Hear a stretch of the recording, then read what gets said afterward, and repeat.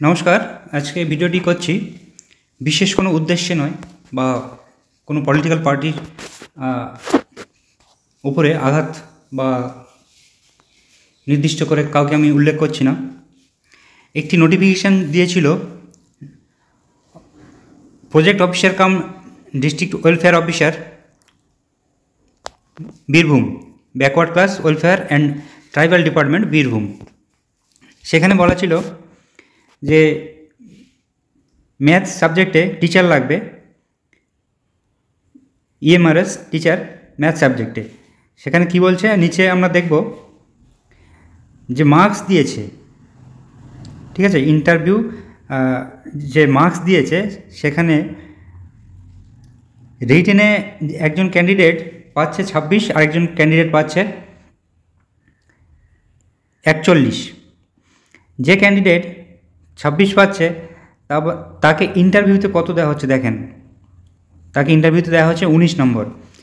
আবার যে ক্যান্ডিডেট রিটেনে 41 পেয়েছে, আগের ক্যান্ডিডেট 26 পেয়েছে আর দ্বিতীয় ক্যান্ডিডেট পাচ্ছে 41, সে কী করছে, ইন্টারভিউতে পাচ্ছে 3 নম্বর, 41 + 3 44 পাচ্ছে। আর প্রথম ক্যান্ডিডেট যে 26 নম্বর রিটেনে পেয়েছিল তাকে ইন্টারভিউতে 19 দিয়ে 45 নম্বর এখানে করা হয়েছে।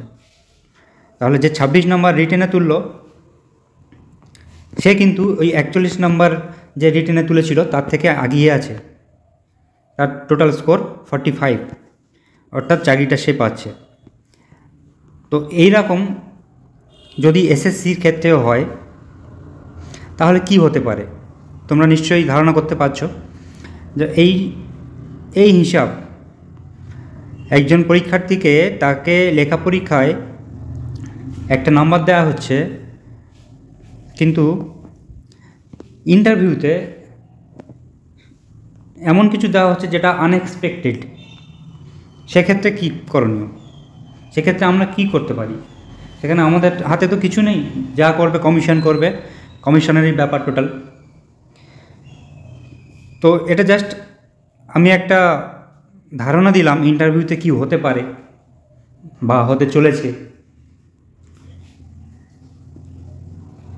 তো ভিডিওটি কোনো খারাপ কিছু নেবে না কেউ, তোমরা ইন্টারভিউ সবাই ভালো করে দিও, এটাই আমি আশা করি।